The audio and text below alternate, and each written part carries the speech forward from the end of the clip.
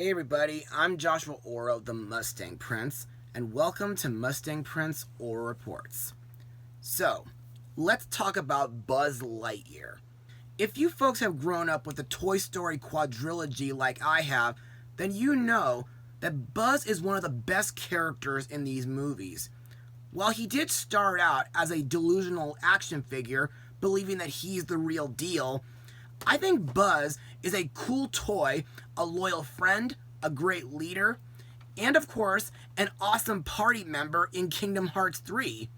In fact, Buzz is so great that not only did he get his own animated TV show, Buzz Lightyear of Star Command, which began as a straight-to-video pilot in 2000, which I may want to blog in a future episode, but he also got his own ride at the Disney parks, and about 5 months ago, Buzz finally got his own big screen solo movie, which just happens to be Pixar's return to the big screen after 3 streamed movies on Disney+.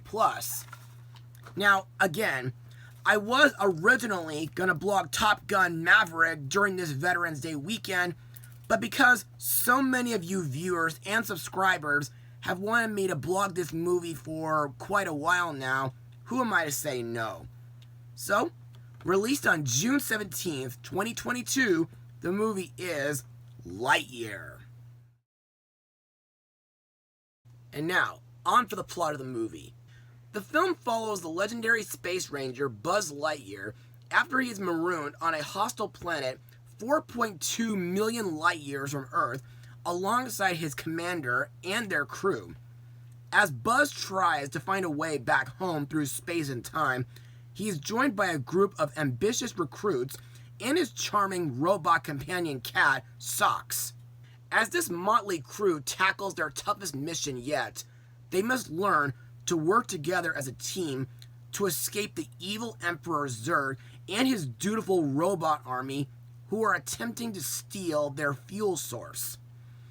Now, what are my thoughts? Well, in my opinion, this movie was absolutely out of this world, and I really had an outer galactic time seeing it at the El Capitan Theater with YMCA's New Horizons. But now, let's head over to Mustang Notes. Now, firstly, Lightyear is the first Pixar movie to be released in theaters worldwide since Onward back in March 2020. Secondly, it marks the directorial debut of Angus MacLane, who first joined Pixar in 1997 and worked as an animator on every Pixar feature film from A Bug's Life through Toy Story 3. He also worked in the character development department on Monsters, Inc. and The Incredibles. After co-directing Finding Dory with Andrew Stanton, Angus MacLane was allowed to pitch the idea of making a Buzz Lightyear movie, having always wondered what movie Andy Davis saw in the original Toy Story to get interested in a Buzz Lightyear action figure. Director MacLane, who was a science fiction fan, had felt attracted to the character of Buzz since he started working at Pixar, feeling that the movie's story was very personal for him. By the way, on a side note, MacLane's favorite movie since his childhood was Star Wars back in 1977. An aspect present in the Toy Story films that Lightyear explores is Buzz's disagreement over the nature of reality, which, coupled with his heroic ideals, make him an amalgam of sci-fi cliches that MacLane intended to make more than just a punchline. When asked about the relationship between Lightyear and Buzz Lightyear's Star Command, MacLane, who directed the CG opening sequence of Star Command, said that he did not have it in mind while working on the movie, but he always pictured the series being developed in universe after a trilogy of Lightyear films. He later explained that Lightyear serves as a live-action film within the Toy Story universe, whereas Star Command serves as a hand-drawn animated series based on the film, from which the toy versions of Buzz and Zurg derive. But sadly, while the movie grossed approximately $226 million worldwide, against a $200 million production budget, it became a box office bomb.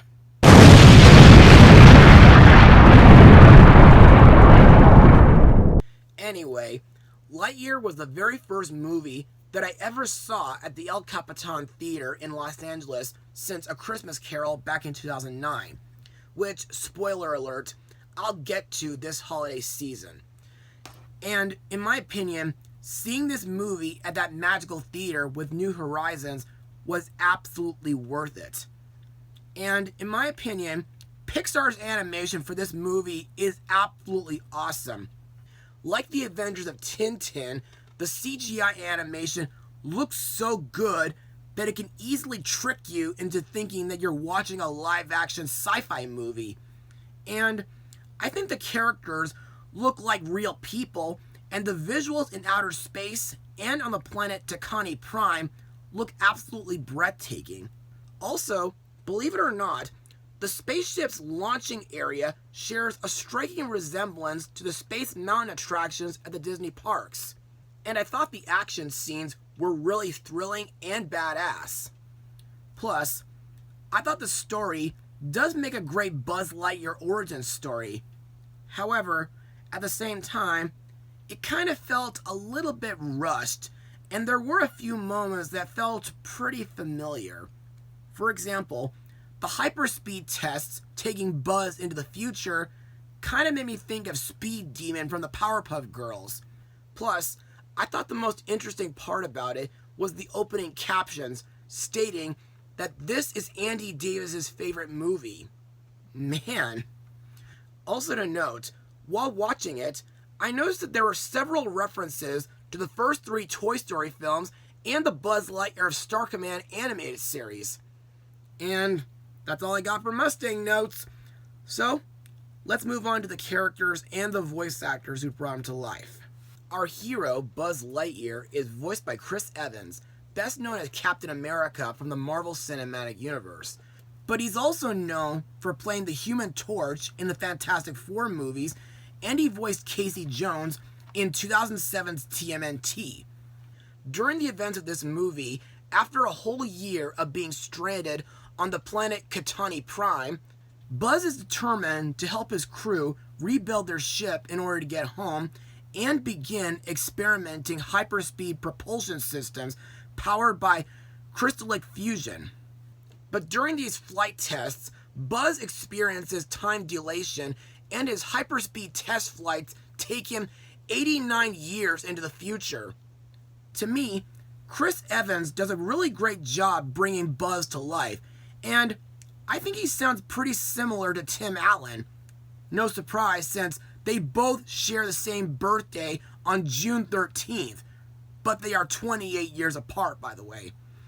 Also, like his toy counterpart, Buzz is a really brave, loyal, and proud Space Ranger, and he makes a great leader. However, Buzz can act really reckless and overconfident at times, and he acts like he can handle his missions on his own. But I'm glad that in the end, Buzz learns to become a better Space Ranger, a better leader, a better friend, and a better team worker, and he also learned to accept Katani Prime as his new home. Next we have Socks, voiced by Pixar's Peter Sohn, who voiced Emile in Ratatouille, Squishy in Monsters University, and he wrote and directed The Good Dinosaur. And next year, he'll be directing Pixar's next big screen movie, Elemental.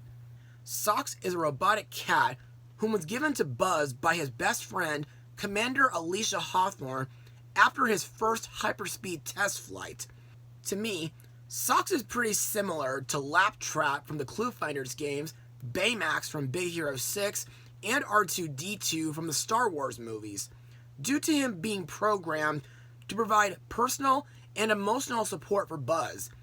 And he's also equipped with a number of accessories needed to assist him, such as tranquilizers, blowtorch, highlights, and the ability to override computer systems by simply plugging in his tail into a computer socket. Despite being an intelligent robot and able to talk, Socks still behaves like a real cat, rubbing against people's legs, purring when he gets affection, and getting distracted by laser points. Next we come to my favorite character, Izzy Hawthorne, voiced by Keke Palmer, best known for voicing Peaches in the last 2 Ice Age sequels. Ugh. But I know her better for voicing Aisha in the Nickelodeon dub of the Winx Club series. Izzy is Alicia's super motivated granddaughter who leads the Junior Zap Patrol, a volunteer team of self-motivated cadets trained to become protectors of the nascent society. Now, in my opinion, Izzy is a really fun character, and I like that she dreams of becoming a Space Ranger just like her grandmother. But that is easier said than done due to her fear of outer space, which she eventually overcame. Finally, we come to Buzz's arch nemesis, the evil Emperor Zurg, voiced by James Brolin, whom was in Catch Me If You Can and The Master of Disguise.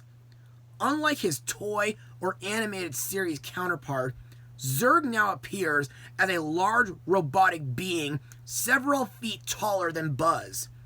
But what was actually shocking was that Zurg was in fact controlled by an elderly Buzz Lightyear from an alternate future, who found an abandoned alien spaceship stocked with the Zurg armor and simply took on the alien cyborg's identity, seeking to use the ship's technology to travel back in time to prevent the Star Command ship from crashing onto Connie Prime. To me, Zurg seems like a very intimidating villain, and as young Buzz points out, Zurg shows no concern over the consequences of a possible temporal paradox that would wipe out the current timeline and everyone from it. And ever since 1999, I think Zurg's ion blaster is a very dangerous weapon, and his Cyclops robot army are very intimidating. Fun fact, Zurg's name in this movie comes from the Cyclops' attempt to pronounce Buzz. For example, they go like, Zurg. Other voices in the film include Taika Waititi, Uzo Aduba, Dale Souls, Ephraim Ramirez, and my favorite, Bill Hader. And now on to my final words. Overall, for Pixar's return to the big screen after 2 years, Lightyear was a really amazing movie. The animation is awesome, the story was interesting, but sometimes a little rushed and a bit predictable. The sci-fi action was cool and badass. It had fantastic characters and great voice acting. It had a surprising twist with the villain. It had several nostalgic moments, and the musical score by Michael Giacchino is absolutely top-notch. To me, this is an outer galactic movie, and I highly recommend it for everybody who ever grew up with Toy Story or Buzz Lightyear's animated series. And if you have kids, then I'm sure they'll be in for quite a blast as much as you might. I give it, oh what the hey, I give it the highest rating of 100%. And in case you're wondering, yes, I'm deeply looking forward to Pixar's next animated movie, Elemental, which will be in theaters next summer. Well, that's all for now. Be sure to tune in for my next blog, Mustang Power. Oh, and have a happy Veterans Day weekend, and to infinity and beyond.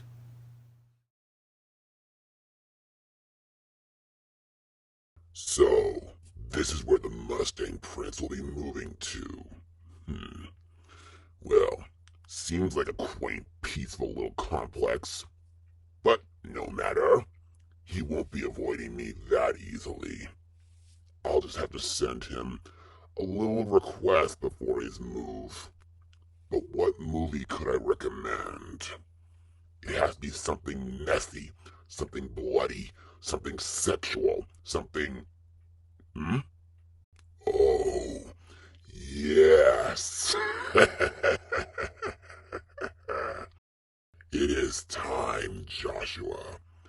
After this review, you'll wish you were never born again.